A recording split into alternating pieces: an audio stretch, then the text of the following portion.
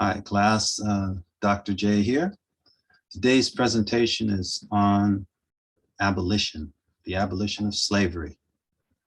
And we'll start with the concept that the abolition movement was the first civil rights movement in the United States. One of the insights into that statement is that in 1787, the year of the first Continental Congress, when this nation was formulated, when it was formalized, there was a movement in existence to abolish slavery. It was a movement that was directed towards free Negroes who were unlawfully held in bondage. Benjamin Franklin became the president of that movement. And what was it? I think it was called the Philadelphia Society for the Relief of Free Negroes Unlawfully Held in Bondage. Ben Franklin took a petition to Congress. This was about 1790, to abolish slavery. George Washington at the time said that my friend Ben his petition was mal apropos, inappropriate. Of course, Washington himself was a slave owner, holding over 100 slaves, including his wife, Martha's slaves. And the petition did not move forward. The Congress said that they didn't have the right to deny the slave trade or slavery. Slavery in the United States. But this movement was a civil rights movement on another front, in that it was an inclusive movement, including men and women, including Blacks and white, including the clergy and lay people. And so truly a movement that was unique for its time, and a movement that was particularly shocking on a system that was a democratic republic built on top of a slaveocracy. As we talked about in the North, you had slavery just like you had it in the South. The only difference is that most of the arable land where you could grow cash crops was in the South. So slavery was on a much smaller scale in the North, but every one of the 13 colonies had slaves. One of the paramount abolitionists was Isabel Bumfree. She's born in New York. She's one of 12 children. Most of her siblings sold away. She grew up when New York was still in Dutch control. It was called New Amsterdam. She grew up speaking Dutch, not speaking English. There's some question as to whether she ever said, ain't I a woman? There's some question about that. They believe she probably spoke a northern variety of English with a Dutch accent. But she was sold several times. The fourth time that she was sold to an Englishman, John Dumont. She got married, she had 5 children. 4 of her children are sold away from her. This was typical. She then ran away with her infant daughter, converted to Christianity. She had a vision about her call to fight against the evil system of slavery. She changed her name to Sojourner Truth and stood tall, fighting against both the violation of the rights of Black people and of women all of her life. We have talked about how, because of the nature of the slave trade, there need to be a justification by people considering themselves both Christian and civilized, treating human beings in such a brutal and inhumane manner.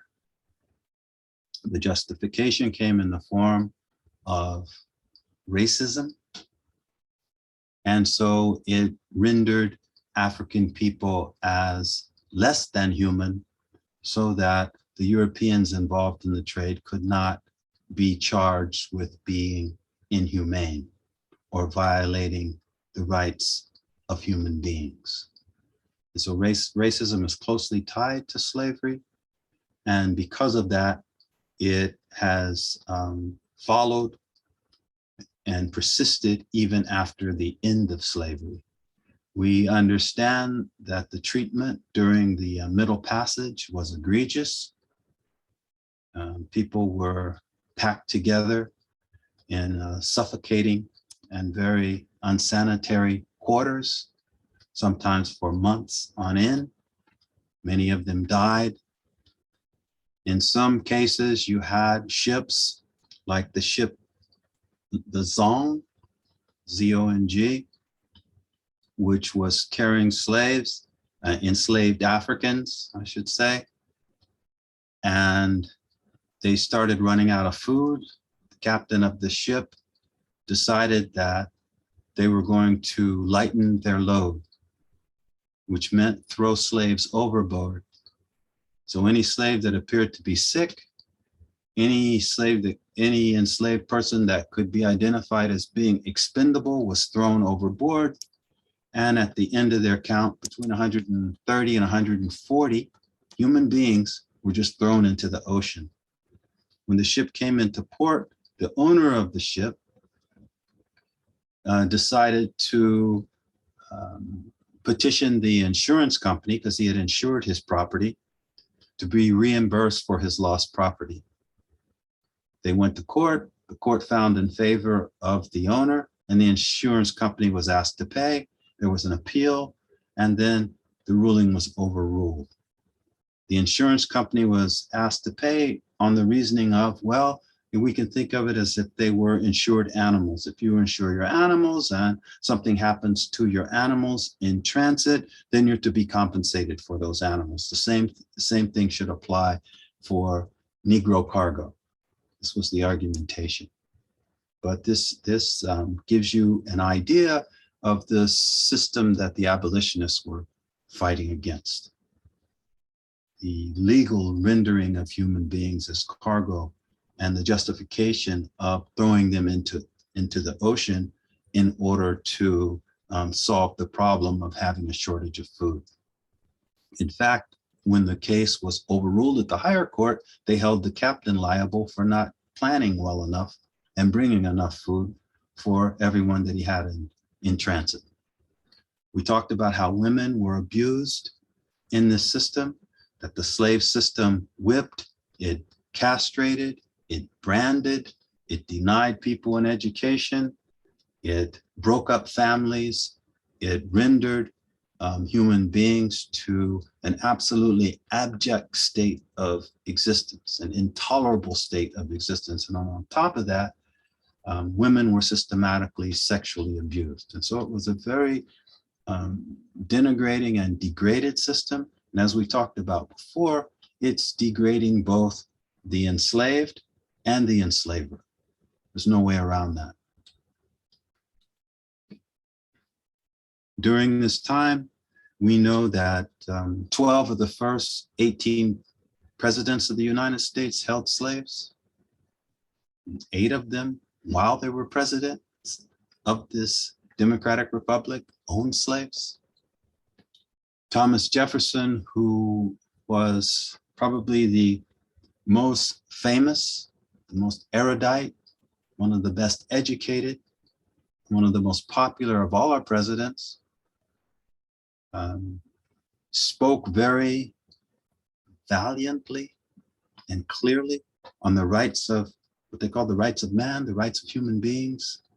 He advocated for laborers to be compensated, for people not to steal their wages, that laborers should be educated, that government should be restrained, and that people's rights should be foremost. He advocated eloquently on these issues.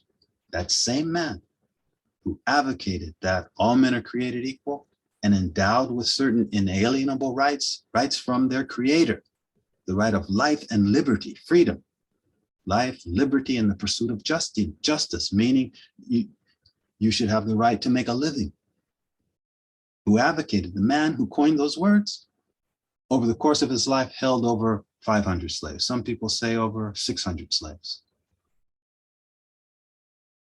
And he managed those slaves. He sold those slaves during his life and in his will after he died. He tracked them down and returned them to his multiple plantations when they ran away. And we know from the records that he, in fact, had them disciplined. Many of the stories about the disciplining that went on at Monticello, this palatial palace that was built by slave labor on top of a mountain in Virginia, much of the disciplining that went on there was due to the fact that Jefferson, like Washington, was a taskmaster. Which one was more harsh? I'm not certain. Jefferson, we know, did not personally discipline his slaves, but he had overseers who he would direct to do the slaves, or he would have a secondary person who would direct the overseer. But we know he had, for instance, a nailery where they made nails. He had young boys between the ages of 10 and 16 working in his nailery. And when their production fell and the profits fell, he was convinced that that had to do with the young men not working hard enough. And so they were whipped. They were punished in order to increase their output. That little fact was left out of his farm book, which identified the nature of life at Monticello when it was discovered and put into print in the 1950s and since. But recently, in about 2005, people discovered these original documents about the fact that Jefferson was, though he advocated for the end of the slave trade, though he had many comments that are pointed to where he was actually opposed to slavery, towards the end of his life, he was very much embroiled in the slave system. He didn't advocate as much. And as I said, he owned over 500 human beings. He worked them hard. He was a taskmaster, and he also disciplined them when they did not produce at the level that he should. That contradiction with Jefferson is an example of the contradiction that is really at the heart of this society. It is, in fact, a democracy built on top of a slaveocracy. Let's talk about some of the abolitionists. The Catherine and Levi Coffin, these two husband and wife team, they both were very religious. They were born in the South, left the South to come over the Ohio River because of slavery. They established themselves as abolitionists, and they were responsible for running a station house and helping out slaves, and they did it from the standpoint of a moral position. Levi Coffin said he read a Bible when he was a boy, that it was right to take in the stranger and administer to those in distress. And I thought it was always safe to do right. The Bible, in bidding us to feed the hungry and clothe the naked, said nothing about color. And I should try to follow out the teachings of that good book. So this is an example of a husband and wife who leave the South, set up a station house in the North, and help many slaves to freedom. And they are some of, the folks who you would say are in the Hall of Fame, really, of the Underground Railroad. Charlotte Forten, born in 1838. She's the granddaughter of the famous James Forten, who was a Revolutionary hero. He was a powder boy in the Revolutionary War. She studied under the famous Quaker abolitionist Benezet, who was ingenious, and he was responsible for recruiting many people into the Underground Railroad and into the abolitionist movement. Charlotte became active. Once she was educated, she became a lecturer. She became a person who advocated for the rights of Blacks, just as her grandfather and her father had done before her, became a school teacher, and she taught in segregated schools. John and Jean Rankin.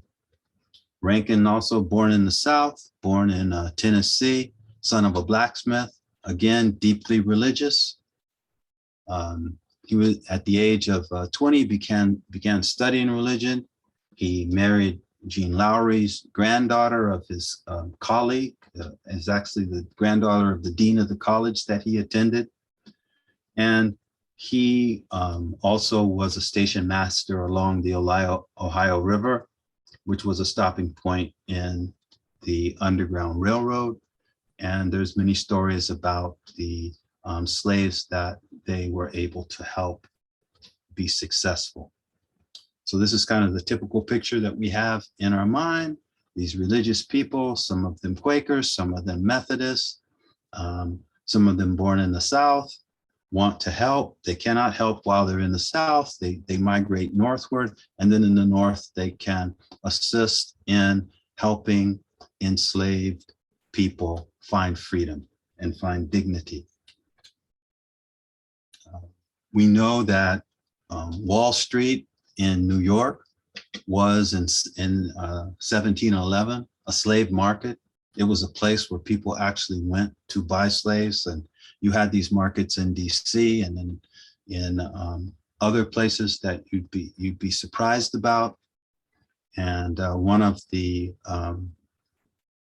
signage said, "Be it ordained by the mayor, recorder, aldermen, and assistants of the city of New York, convened in common council and hereby ordained by the authority the same, that all Negro and Indian slaves that are let out of hire within the city do take up their standing in order to be hired at the market house at Wall Street." So it's a call to all slaves that are available to be hired to come to Wall Street and to be bought and sold at that point.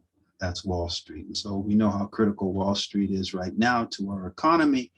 And at one time it had the same type of stature, but the goods that were being transmitted were human beings.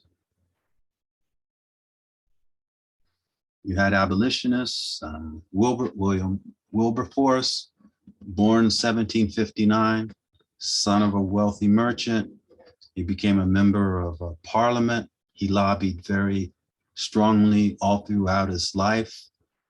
They say for 18 years, he repeatedly introduced anti-slavery legislation.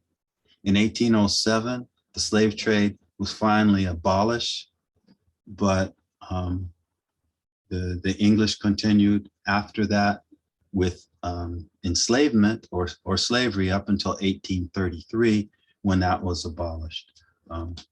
Wilberforce did not live to that. The slavery was not abolished until after his death on July 29th, 1833, but it was abolished the same year. America followed suit of England.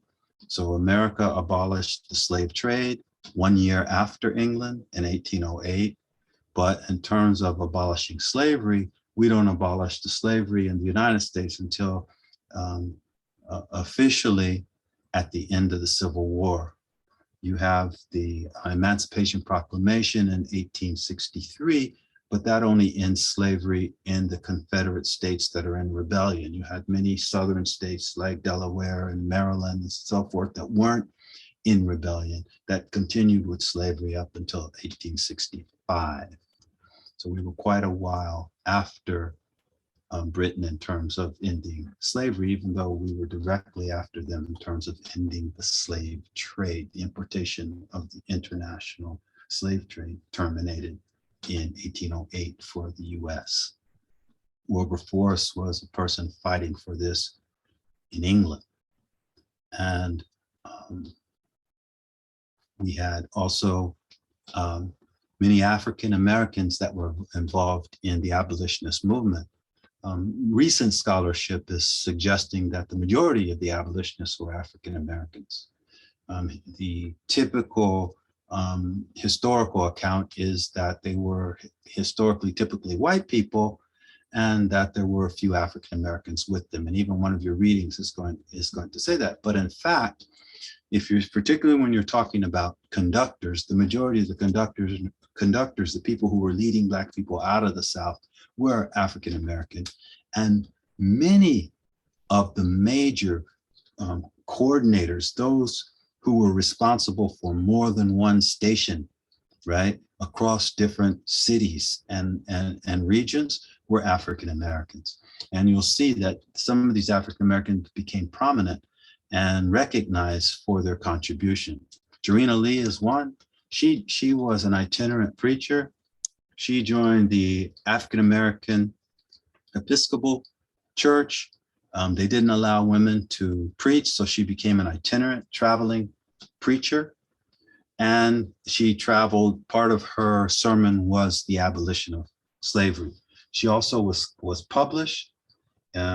She wrote a book, The Life and the Religious Experience of Miss Jarena Lee, where she talks about her travels, and she talks about her sermons, and she talks about her call to preach. And this book was first published in 1836, and this is the first personal narrative authored by an African American woman. Jarena Lee was also an abolitionist who did so in the context of her roles as a minister of the gospel. The slave system, as we talked about, expands into the Southwest, and it expands with the growth of cotton. We've talked about in some detail. With the expansion became harsher conditions. With the expansion came the systematic breaking up of family, forcing people to breed. We talked about that, talked about the personal example in my own family with my two great-grandmother, Emmeline Johnson. And this was also fuel to the abolitionist movement because the conditions worsened during this period from about 1800 up until the Civil War in 1860. The abolitionist movement becomes particularly strong between around 1830 and 1860. The routes for the Underground Railroad were overland and by sea. One of the things that is pointed to in the video that you're watching on the Underground Railroad is that if you look at the people who went south into Spanish Florida and went into Mexico through Texas and went into the Caribbean and so forth, in totality, more people fled the South heading southward than they did heading north into Canada in totality. The routes typically were overland, but there also were routes by sea. Most of the people who escaped from the upper South for obvious reasons. The people who escaped north came from the upper South. And when we talk about upper South, we're really talking about Virginia, parts of North Carolina, and Kentucky and Maryland. Because if you escaped from this region, you only had to travel through usually two states, sometimes one state, and your chances of making it were higher. But if you wanted to escape from the deep South, let's say Georgia or South Carolina, like if you go from Georgia, you had to travel through South Carolina, North Carolina, Virginia, Maryland to get to Pennsylvania, right? So you're going to be traveling through 5 states to get there. The chances of making it are next to none. A few people did it, and we'll talk about them, but most of the people came from the upper South who went north, and those who were in the lower South usually were more successful if they went south or even went to the Caribbean, but typically went into Spanish Florida, mixed in with the Seminoles sometimes in Florida, received refuge from the Spanish, or went into Texas and then into Mexico. So that's the picture of the Underground Railroad. There were certain points, if you look at it, in New York, where it becomes like a gateway, and people would congregate in New York, they would congregate in Philadelphia, and then from those places, then they would start heading towards Canada. So both Philadelphia and New York were like kind of Grand Central stations for the Underground Railroad. And they're also in Cleveland, Ohio. There was a similar type of network that would take people into Canada. As I said, the abolitionists were multiracial. They were also, though there's no men in this picture, male and female. The Society for the Relief of Free Negroes, we said, was formed early. The Salem Female Anti-Slavery Society was formed in 1834. Some people say 1833. And the preamble to the Female Anti-Slavery Society that came into existence stated that slavery should be immediately abolished, that African Americans enslaved or free have a right to a home in the country without fear of intimidation, and that society should be ready to acknowledge people of color as friends and as equals. And this was the language that was very unusual to hear during that time.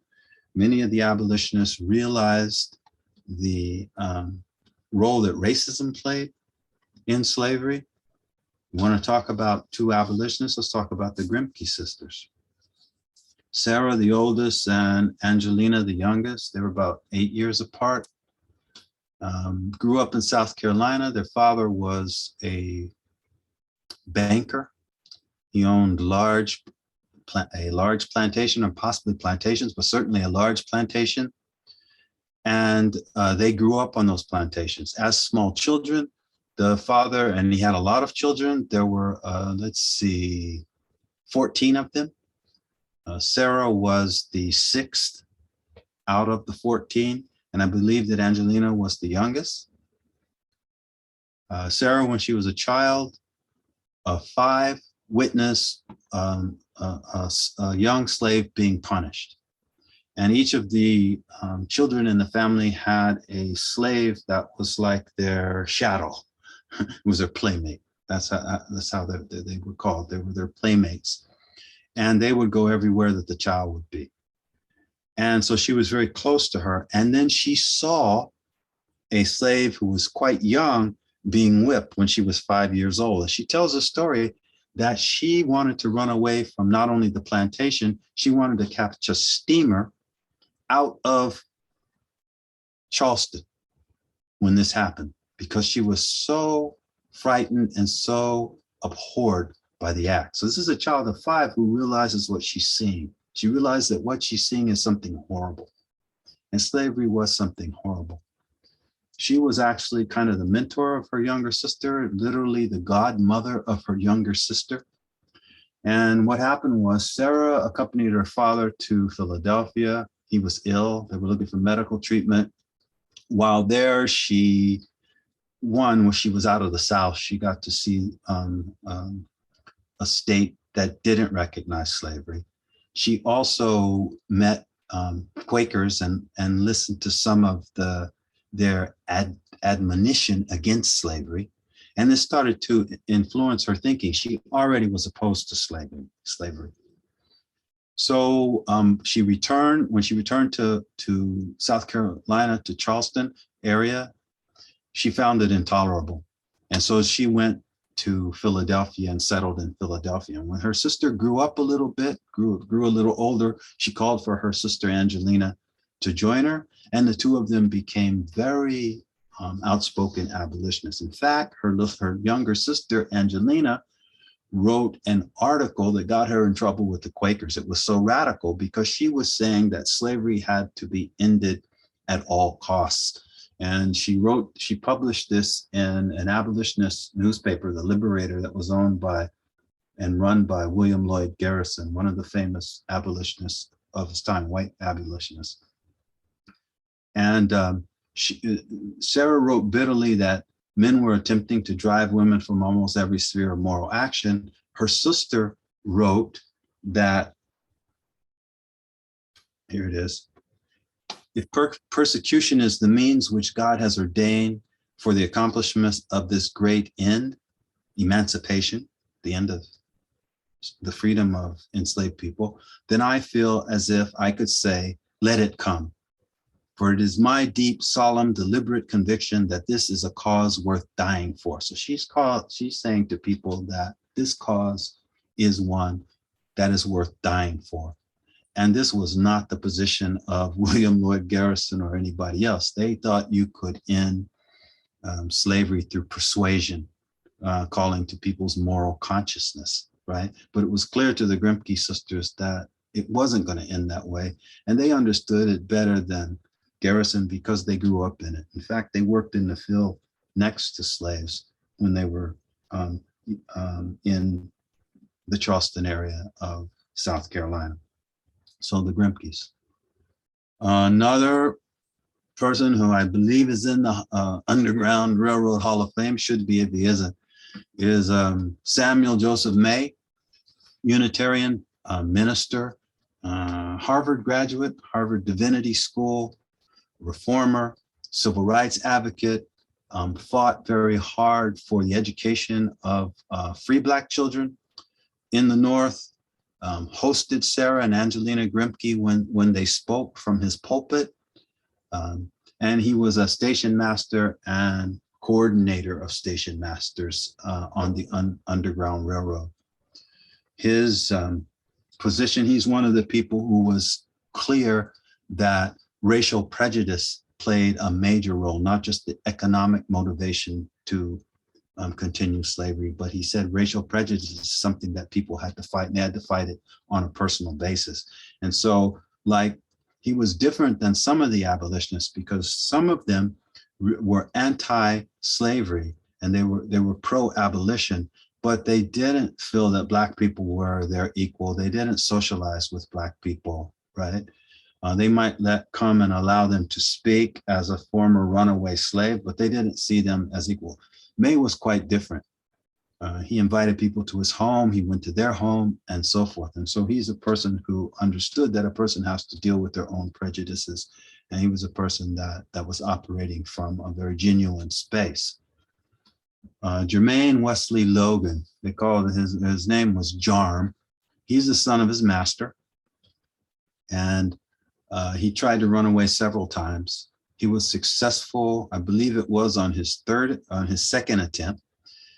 He stole his, I want to say his father's horse. Anyway, he stole a horse and it was his master's horse. I think he might've been sold to somebody else at that time, but he stole his master's horse and he just rode until he got out of the South. And once he got out of the South, he kept heading north. He went through New York. When he was in New York, he met May because May was operating throughout that region. Syracuse was one of the areas where he was operating. And then Logan went all the way to Canada, and then he came back. He went to abolitionist school, but he didn't finish it. He felt he got enough from that, and he started working, educating Black youth in the cities in and around Ithaca and Syracuse, New York, setting up schools. He also was an ordained minister, and he became a station master. He was once hailed as the Underground Railroad king, and that's because they believe 1,500 freedom seekers on the Underground Railroad came through the stations that he coordinated, right? So that's Jarm Logan, or Jermaine Logan. And there's a story or two about his mistress found that where he was living in Syracuse and sent him a letter and said that she wanted reimbursement for the horse. And then he basically said to her, come and get it. I don't think she ventured to New York. Oh, the Crafts. So William and Ellen Craft are that couple I was telling you about, the people who escaped from Georgia. They escaped from Georgia and they made it all the way to Pennsylvania. And so their story is ingenious. And there were a lot of stories like this. What they did was, she was very light skinned, he was a brown skinned Black man. And so they were married to each other, and they got the idea that he could pose as her personal servant and slave. She could dress up like a white man because no slave could travel with a white woman. So she dressed up like a white man.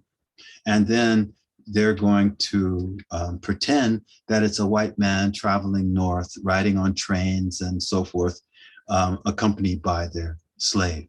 And this went pretty well, but there were a couple close calls. One was neither of them were educated. Neither of them could write. She could read a little bit, but she couldn't write. And so what they did is they bandaged up her hands, because at the checkpoints, particularly as you got closer to the north, they had a very meticulous scrutiny of any person who they thought might be a slave that was traveling through, say, Virginia and Maryland, heading north. And so they had to sign documents, and she had to sign documents saying exactly who he was and who he belonged to, and and how to contact those people.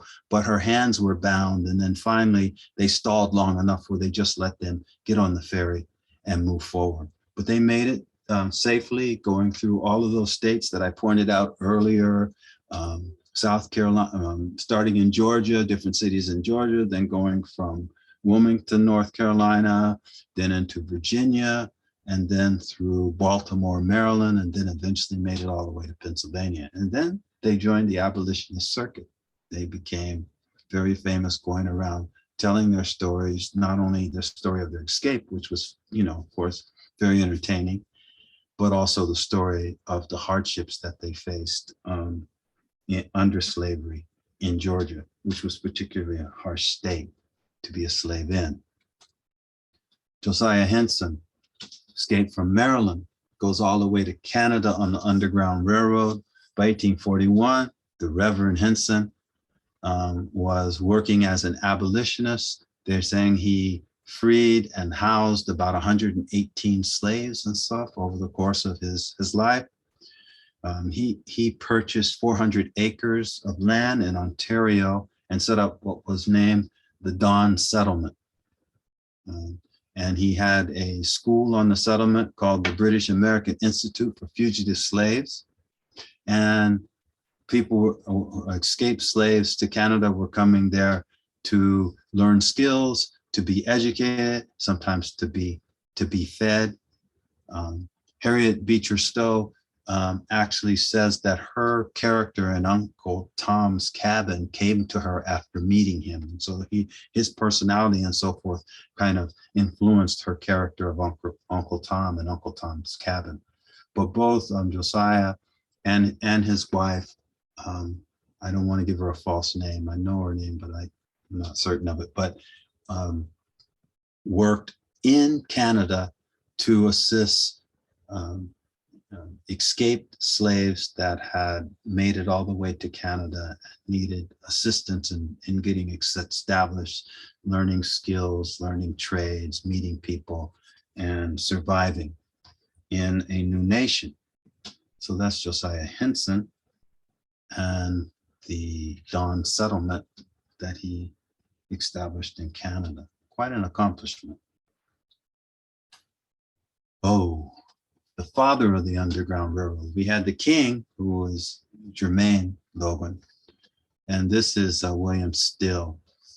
William Still escaped from slavery as a child. Not all members of his family escaped. He established himself in Philadelphia, and he operated a station house and also became a coordinator of station house in Philadelphia. He was working one day and a young man came through, and in talking to the young man over time, he started to understand that he was very familiar with the young man's story, because what Peter Still, who came through his station, that's Peter here, had a story that was very similar to William's story. And then over time, he realized that Peter was his brother. He had changed his name, but his actual name was Peter Still, and that he was his young brother who he was separated from years before. There are also people like Maria Weems came through. She escaped dressing like a man and traveling by railroad and by wagon and so forth, with papers saying that she was a free Black person. William Stills is also very important. His story is very important. I want to talk about it a little bit more. This is William. That was his brother Peter, who he just happened to be processing. But what he did is he realized that it was important to document the stories of escaped Africans because it was going to help them, after the end of slavery, reunite with their families. And so this is the main reason that he was doing it. He also realized that there were some epic kind of stories of escape and journeys that these folks had gone on, and that they should be recorded. And so he did that. And he was meticulous in doing it. What I wanted to share with you is that his journals have been published. Let's see if the name of it is here. I don't have the name of it here, but I can maybe give it to you later. But he journaled all of his book, The Underground Railroad. That's part of the title of it anyway, was a journal which had the names, the place a person escaped from, the name of their master, the routes that they took, and all that stuff. He documented it. And so I went through it, and as I was going through it, I was just looking at the last names because I know the names of one of my relatives who escaped, and I found in his book, which is now available, the name of a person named Joseph Winston. And I looked closely at Joseph Winston, and he started to remind me of my great-great-grandfather, who I'd never met, but who I had been told stories about by my grandmother, my maternal grandmother, and her sister, my great aunt. And they described him as being one reddish brown. They said that his mother had Indian descent. They described him as being very good with his hands.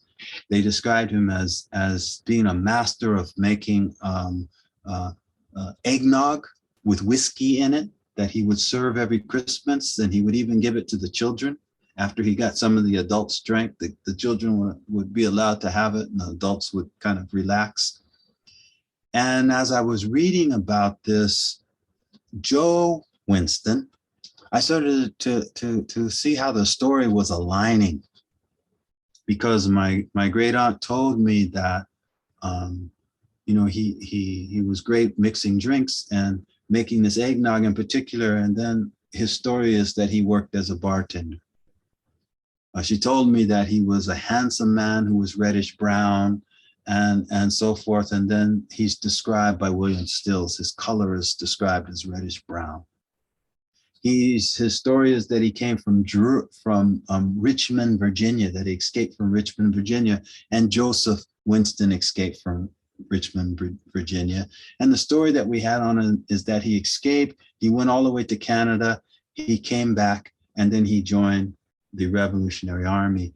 And this Joseph would have been perfect for the age when he would have escaped and gone to Canada and then come back. And so I think I found one of my relatives actually mentioned in William Still's book. It's still not proven 100%, but it aligns with the oral history that we have perfectly.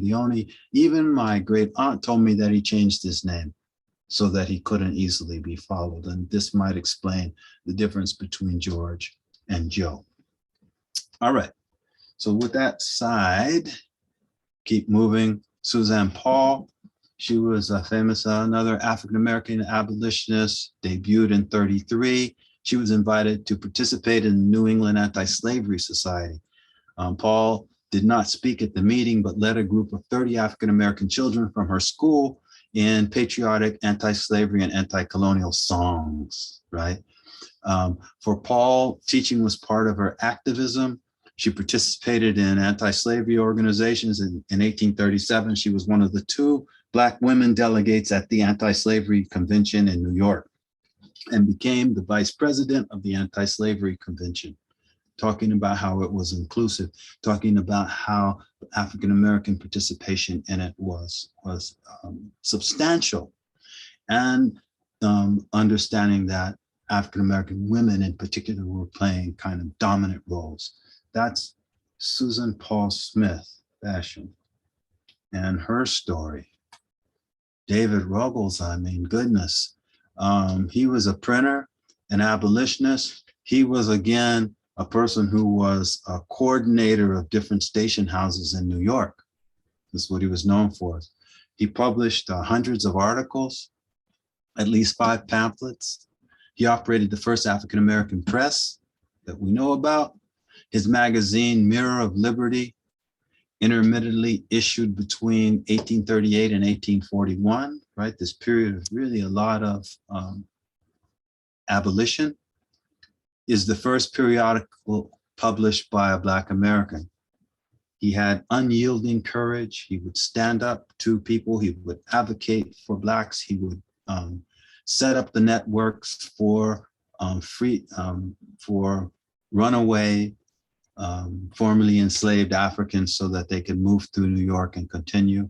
He would help them avoid some of the traps. Many of the slave owners would send people of African descent as undercover agents to the ports throughout the North to try to identify slaves that were passing through, or enslaved Africans that were passing through.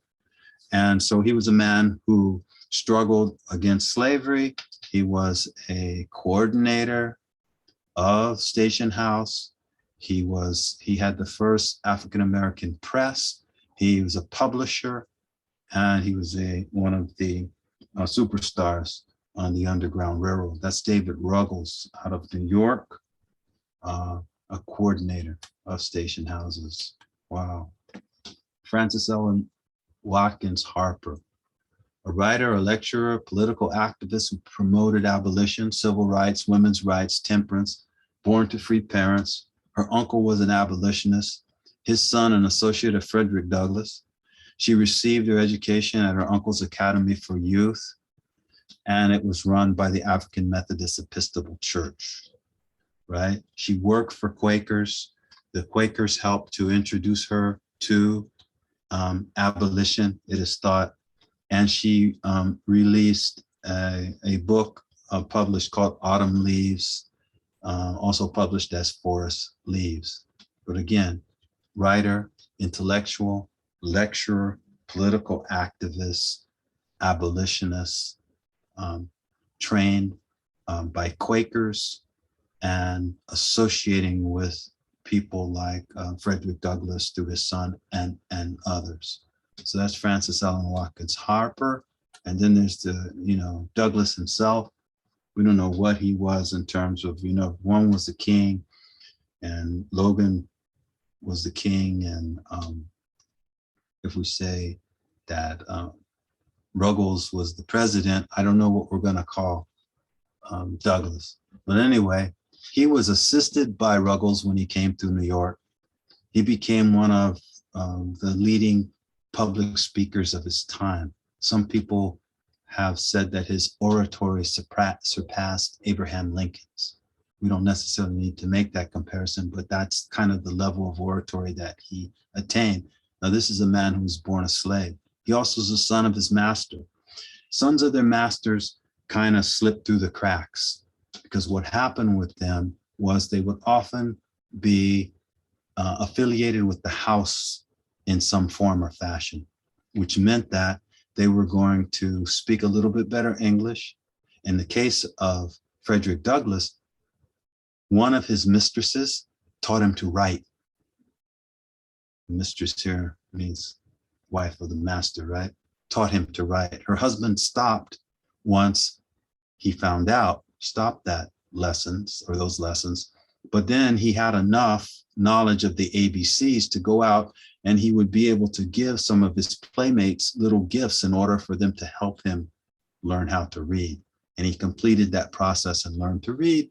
And then he was able to use that knowledge and other knowledge that he gained and his ability to speak and comport himself to escape from slavery with the help of free blacks through Baltimore, Maryland. He sailed out.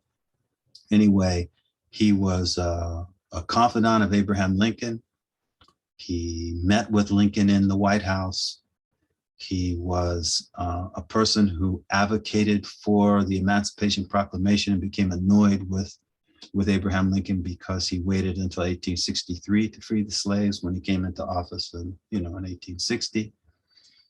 And he later reconciled with him and understood that Lincoln had, as commander-in-chief, he had other considerations. And he ended his life actually a fan of Lincoln.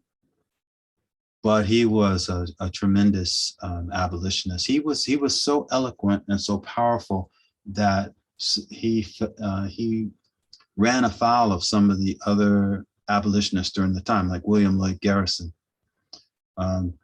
Douglass believed that slavery had to be ended by any means necessary, and that it was going to take the shedding of blood and actually to end it. And he advocated that, and he clearly articulated it. And as he believed that there was going to be a war, and that free blacks and escaped Africans, those who had escaped slavery, should join the war effort so that it's going to be successful. This was kind of what he was advocating. And Garrison said, that's too much. We can do this nonviolently. And Frederick didn't buy it. He also, he advocated for agitation at all costs. And so, a young man came to him one time and said, what should I do now that I finished school to help my people? He said, agitate. And he said, and after that, what should I do? He said, agitate. He said, okay, after I've done that, after I've agitated, then what do I do? And he said, agitate. Right. And so that's what he believed was the path forward. And he didn't have any qualms about telling people that. He didn't suffer fools, and nor did he try to take the easy way out. He liked to face his challenges head on, and he tried to assess things in that manner. So Douglass was major. He was so eloquent that some of the abolitionists asked him to not speak so well, because people are not going to believe that you're actually were one time enslaved. And he said, I won't do that. He said, they need to change their understanding of who I am and what my people are capable of, but I'm not going to start to speak in stereotypical ways just because people can't accept it. So that was Douglass. We'll say more about him later. Wendell Phillips, William Lloyd Garrison, who we've talked about a little bit, and George Thompson, the dream team of white abolitionists for sure, advocating for the end of slavery at the highest political levels in the country. The Garrison had his newspaper, The Liberator. He grew up poor. His family fell on hard times in the early 1800s. In 1833, he issued the first issue of The Liberator, and he said, I do not wish to think or speak or write with moderation. I will not equivocate. I will not excuse. I will not retreat a single inch. So he supported women's rights, and so there was this common bond and united front between abolitionists and also in the women's movement. Frederick Douglass was the same way. He would speak at rallies for suffrage, for women's rights. And he rejected the US Constitution for tolerating slavery. He actually burnt copies of the US Constitution because in the Constitution from 1787, they were accommodating slavery, and slaves were considered 3/5 of a man, and so on and so forth. Douglass later is advocating, as I said earlier, that there will have to be war, no peace but an abolition peace, liberty for all, chains for none, the black man as a soldier in the war, a laborer in peace, a voter in the South as well as the North. America is his permanent home. And he's advocating that against the colonizationists, those who set up like the American Colonization Society that wanted to ship blacks back to Africa. The different societies shipped about 12,000 black folks back to Africa over the course of their existence. But Frederick was opposed to that idea. He said that black people have shed too much blood, sweat, and tears in this society to give it up under any circumstances. This is our country, and we're not going anywhere. And he was very opposed to that position. There were other people that were more in between, a little bit more flexible, but as I said, Frederick wasn't one of those people that was known for his flexibility. Moving towards the end now, John Brown. John Brown was, when he first came onto the scene in Kansas, Nebraska. So in 1854, when the territory of Kansas and Nebraska was brought into the Union, they said that it was going to neither be a slave state or a free state, but that the people who went there and set up homesteads could determine what its destiny would be. And this led to just bloody warfare between the interests of the slaveholders who would send their people, and then the free state people would send their people.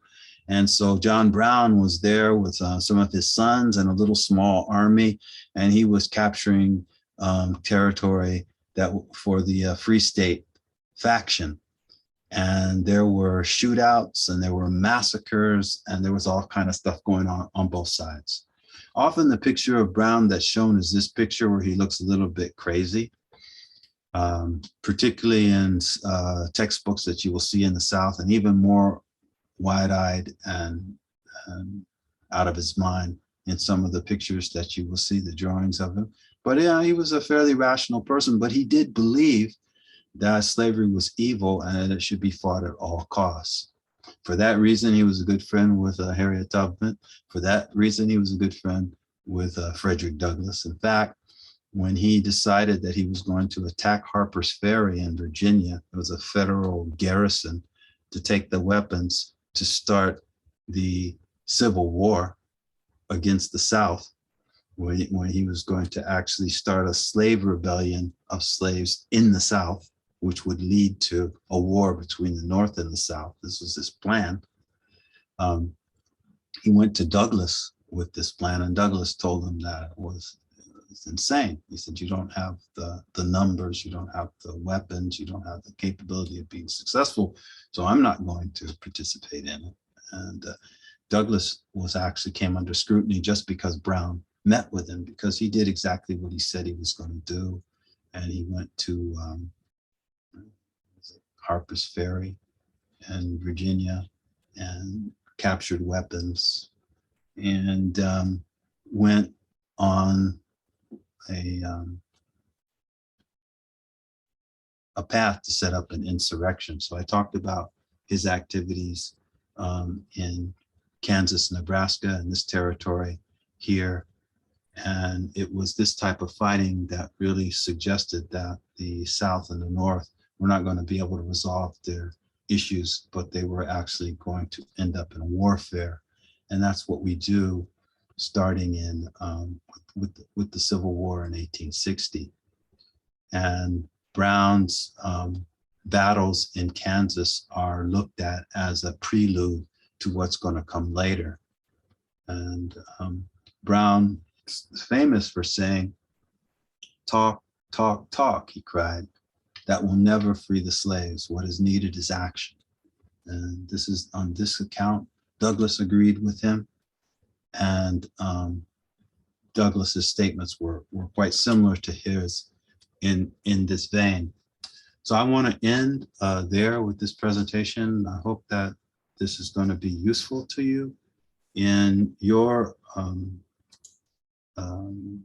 putting together the video and the lecture on the Underground Railroad, and also doing the readings on the Underground Railroad. If you take all of this in totality, you'll be well prepared for the upcoming midterm.